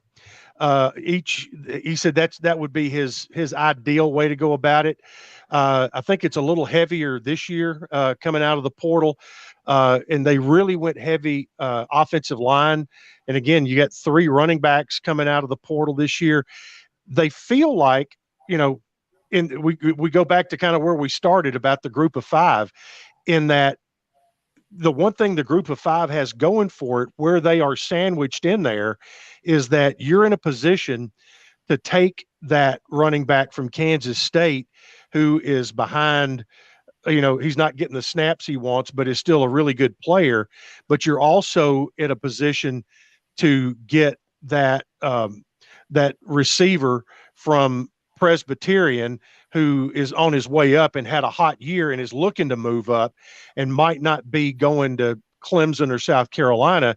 And you're kind of in a sweet spot right there. And I think that's the way they're approaching it. Yeah, makes sense. Yeah, this was great stuff today. Thank you for taking the time to come on. And as for money, remember this phrase: 30% of nothing is Zippo. Is nothing. That's correct. Absolutely. Hey, talk to you soon. All right. Thanks, guys. Been a good friend for a long time. Chip Walters, the play-by-play voice of the MTSU Blue Raiders, a new friend, a guy that we have gotten to know over the last 6 months or so, is with us. Brian Stewart. Bravos within a game and a half, baby. Whew. I mean, this just in, the Braves just scored again. Yeah. I mean, Olsen today, Matt Olsen, a grand slam, his 27th homer of the season. So enough of the baseball. Had a conversation today at lunch about buying houses and people selling, and where do you go once you do? Brian, that's one of the big issues that's out there right now is, you can sell a home, but do you have to move to Bessemer, Alabama to get anywhere close? well, I don't know about Bessemer, Alabama, but I don't know. You want a couple more? Hold on. I'll give you a couple more. Demopolis, and what was the Arkadelphia was the other one that got thrown up. Who doesn't want to live in Arkadelphia? I mean, it's just like Bucksnort, Tennessee. That's a destination right now, Exactly. So look, there is always the question of, can I sell my home and can I make the money that I want to make on the sale of that home? And, strike while the iron's hot, the old saying on that. The thing that I've seen and what we've been able to help our clients with is we have property management here at our office. We manage right at 40 properties and we're adding more all the time. So there's an option there that if we have a rental available and your price point, we can put you in a rental. And I've had a lot of clients this past year and even this year that have said, all right, well, we want to make our money while we can, and we can sit on it for a year or so, just sign a 1-year lease, rent that house out for a year, and just basically, collect your thoughts, get everything ready for whenever you're ready to go back into the market and buy that property. And what it does for you, George, is you can save the money up for a down payment. You can put that money in the bank and it draws interest for you. You can pay. A lot of people are paying off their debt that they owe, paying off cars, paying off their credit cards, all that good stuff, just to make them a more qualified buyer. And it maybe even get them a bigger and better house if they need that. A lot of people are downsizing because their kids are going to college. But you also have those families that are, wanting a bigger family and need a place to put them. So, there's always an option for renting. People have gone to an apartment for a year or whatever, just to try to get to where they can save their money, go back to the market, and be ready to go for purchasing that home in a year or so. There's one right there for you. How can other people reach you? 615-822-0750 is the office. 615-440-7011 is my cell phone number. We're at One Stop Realty TN. We're on Facebook and Instagram. I would love for everybody to get on there, give us a like and a follow. And George, we talked about the exclusive the other day about our new logo coming out. You can see our One Stop logo there. That has been around since 1974. And as of about a week and a half ago, we have started implementing our new logo in. So as soon as I get that on a sign, I can't wait to show you how that new logo looks for us. A Mid-South exclusive. It doesn't get any better than that. Brian, you have a good one. We'll talk again tomorrow. You too, George. Watson, have a great one. Hey, Watson, guess what we're going to do when we come back? Don't know. What are you up to this time? College football questions of interest. College football questions of interest. It's about that time, isn't it? It is about that time. This is Main Street Media Television.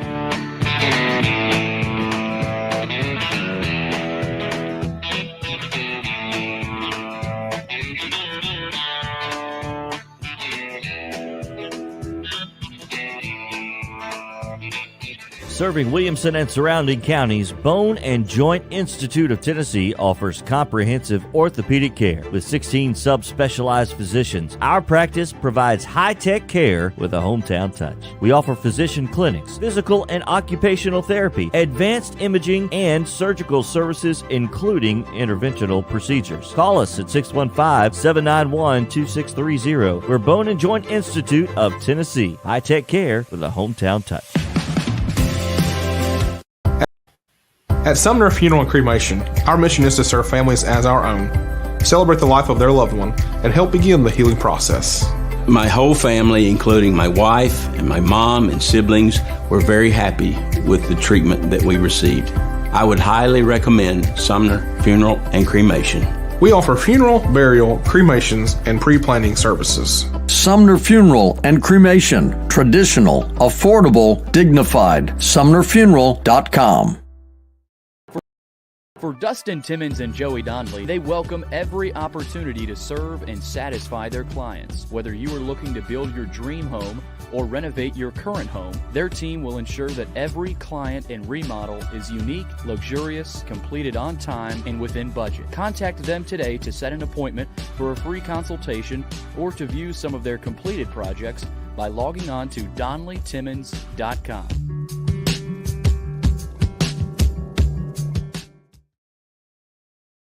At WellSkin Dermatology and Aesthetics, we pride ourselves in providing access, innovation, and a patient experience second to none. Access to care and treatment when you need it. Innovation with medical-led cosmetics and various on-site technologies for full-service treatments with a customer experience that is calming, casual, and effective. Independently owned, providing medical, surgical, pediatric, and cosmetic dermatology and more. Visit WellSkinMD.com to schedule your appointment today. WellSkin Dermatology and Aesthetics. Access to healthier skin. This is attorney Bart Durham, and this is me. I'm Aaliyah. Keeping in good physical condition is really important to me. But when I had a wreck with a tractor trailer truck that hurt my legs so bad I couldn't work for almost a year, I knew I needed a lawyer that understood tractor trailer cases. So I called Bart. Bart gets millions of dollars for his clients every year. At Bart Durham Injury Law, we've handled hundreds of tractor trailer cases. My dad and I want to help. Give us a call at 615-242-9000. Jody Jones Dentistry can handle all your dental needs, from the basics to cosmetic procedures. All of this in the nicest dental facility I have ever seen. Jody has done it right. They're located conveniently at 55 Music Square East, and for an appointment, it's simple. Dial 615-259-5100 and tell them Plaz sent you.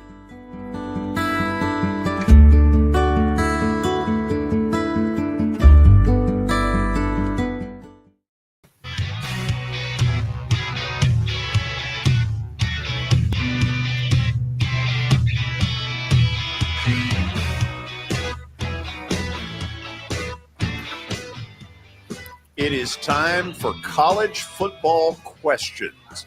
Billy, take it away. George, we start. First question, which team may start out 7-1 or 8-0, but truly be a fraud? Ooh. Watson, I've got two on my radar. Let's see where you go first. I don't have. that'd be hard for me. That's pretty far out. 7-1 That's or so 8-0. far down the road, George. I don't know that I don't think there's going to be a bunch of 8-0 frauds. Now, what is a fraud? If it's a fraud not to be one of the final four picks, okay. But 8-0 is 8-0. I don't care who you've played. I think it's pretty good. Who you got? I've got two that are sticking out to me. Who are they? The first one is Clemson. I am not sold on Clemson. I don't believe in ukulele. I'm more of a guitar man. Oh, my God. We're going to have that all year long. Ukulele. I hope he just gets okay. How do we say his name? Uiagalelei. Ukulele. So I know he loves you to death. I'm sure he does. I'll probably vote for him for the Heisman. I just think that if he is anything close to what he was a year ago, they will line up and push around some ACC people, but they will be close to a fraud. I'll be shocked if they're not in their championship game. So, and then the other side, who knows? A lot of people are picking Miami right now on the other side, and Pittsburgh is there again. I just don't. Watching Pickett play for the Steelers, that kid is a really good player. He's going to be a great pro player. I'm not sure he got enough credit for all he did for Pittsburgh last year. And I don't think Pittsburgh beats Tennessee, and which is going to put them down one early. You're probably right. If I had thought about it, I wouldn't disagree with you with that Clemson thought. You want a second one? Yeah, what you got? Nebraska. Ooh. I don't think they're going 8-0. Well, I don't think they are either. They got to beat Northwestern first. Right. And Saturday in Dublin. Okay. Is that the next question? Yes, it is. Okay. George, if Scott Frost loses on Saturday, does he have any chance of retaining his job next season? He has a chance, but the seat, his little butt will be warm. It already is. Yeah. Matter of fact, it's real warm.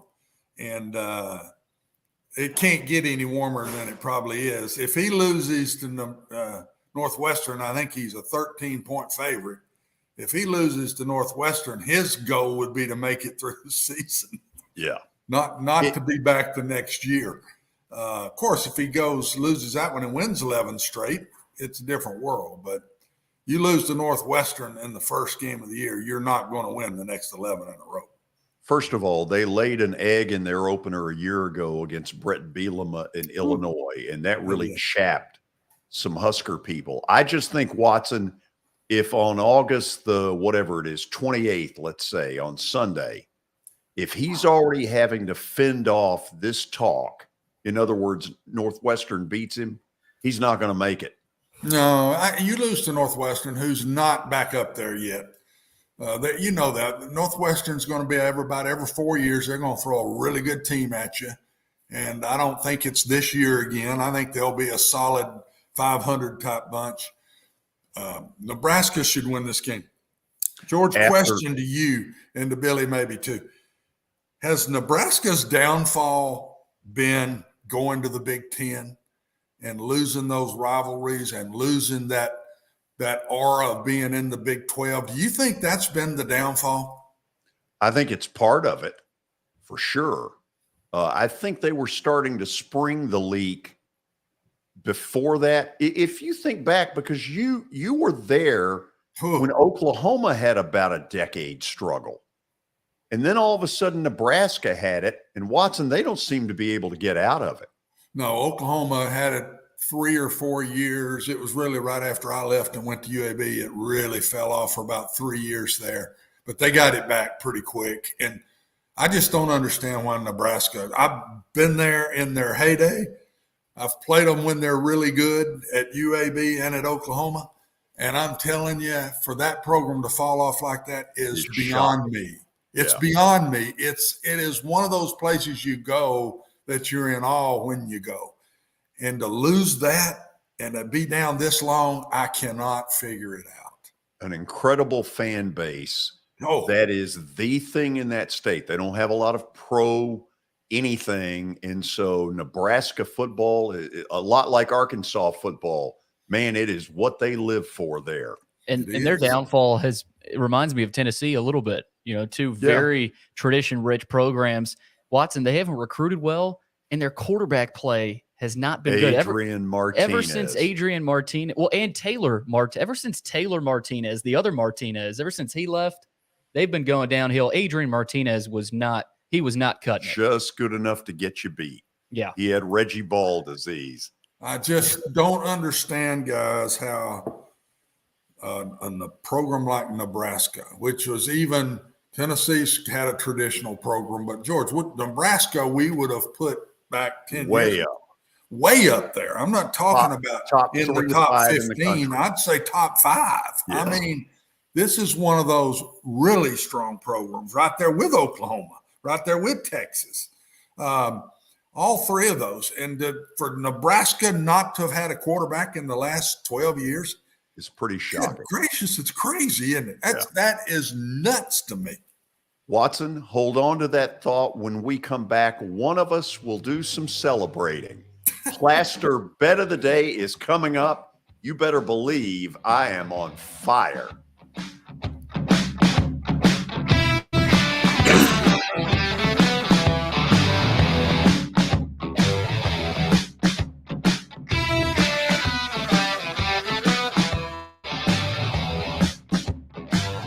When you're thinking about golf, consider Riverside Golf Links. Under new ownership, the course has improved dramatically. It's now 27 holes, complemented by a 9-hole executive course. Book a tee time now at 615-847-5074 and get ready to enjoy the beauty of golf in the Old Hickory area at Riverside Golf Links.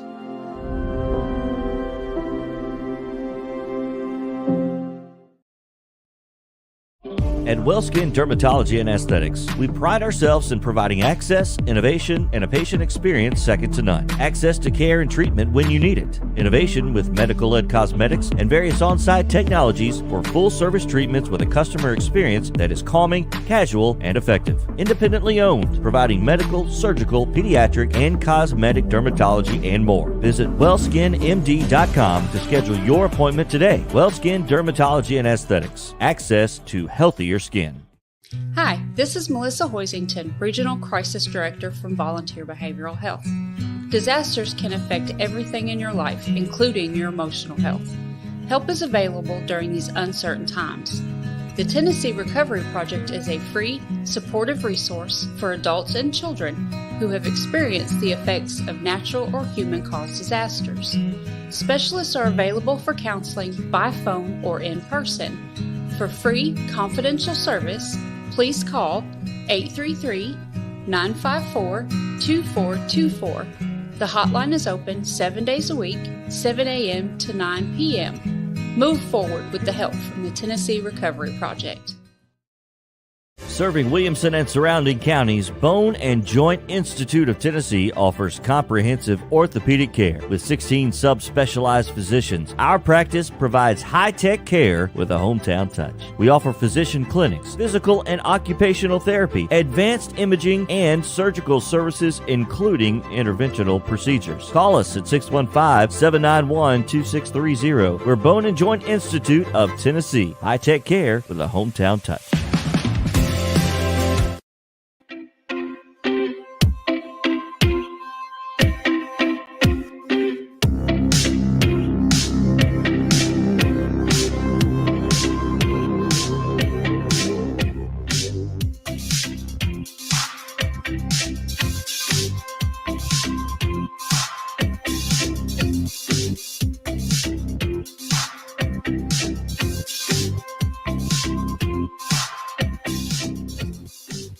Oh, yeah, it's time for Plaster's Bet of the Day, sponsored by Bart Durham Injury Law. They have aggressively protected the rights of a broad range of victims of car accidents and personal injury in both Tennessee and Kentucky. If you, too, have seen your life interrupted by an injury on a highway, in a hospital, or at your workplace, you should let their attorneys do the work fighting for the full financial compensation that you need. Learn more about Bart Durham Injury Law by logging on to bartdurham.com. It's time to go through George's results, and he is hotter than a firecracker still. That's 2 straight this week. Monday and Tuesday goes with the Yankees as they get a little doubleheader sweep of the Mets. Everybody's wondering, George, where are you going tonight? Well, first of all, Watson, I have won 8 of the last 9. Believe me, I know it. It's fantastic. I mean, I told you, I said it yesterday. They may be listening to you again now. Right. Not just turning the show off when you get ready to do this. Maybe somebody now is saying, ooh, George is hot. Let me hear what he's got tonight. Okay, we're going to show you one of the red hot teams in baseball. You're darn tootin'. It's the Cardinals behind Miles Michaelis. Now, they are a big favorite at Wrigley against the Cubs. And this is a big rivalry kind of series, but the Cardinals are scoring runs like crazy. Albert Pujols probably back in the lineup tonight. Wouldn't shock me if he goes deep. They are on a roll. And right now, you got to take them. I'm not saying you lay that much.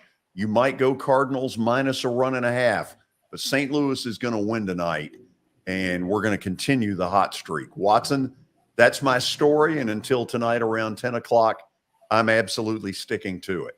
You're getting bold, babe. When somebody got to win by 3 runs, you're getting bold. No, we're just doing this one straight up. Oh, yours aren't. You don't have to match the numbers. Not this one. Not this one. So you get to pick it the way you want to pick it. Well, yeah, it's baseball. Well, baseball don't bet that way.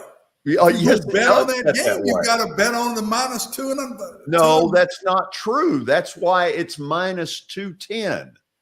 Because if you lose double. That's what that. Is that what that means? Yeah. See, I don't know anything about this. Well, you need to learn. It's obvious when I'm in the underdog picks. I'm not a bettor. That is not. You know what? We may do round 1 tomorrow. Oh. Well, that ain't going to be no good. There ain't no games. So they're enough to do. I'm not going to be here tomorrow. I can't make it tomorrow. Oh, ain't doing round 1 tomorrow. You will be here. And as commissioner, you're going to get roasted. So just get ready for it. There's a lot of abuse that goes with that assignment. Is it just y'all two? We got anybody else coming on? I'm not telling you who. There are others. That's probably not a good sign. No. Watson, are we keeping you awake? Kind of, yeah. Well, rest well. We're done. I'm getting hungry, so let's go. Well, yes, so am I. See you tomorrow. See you tomorrow. Billy? George? Behave until then. I'll try. By the way, with your commissionership comes 0 authority. Why am I the commissioner then? Well, because somebody just get used to it, buddy. The commissioner's doing the talking, and he's in a blue and white striped shirt. No matter what you want to say, that's the commissioner. It's a dirty job. See you tomorrow. This is Main Street Media Television.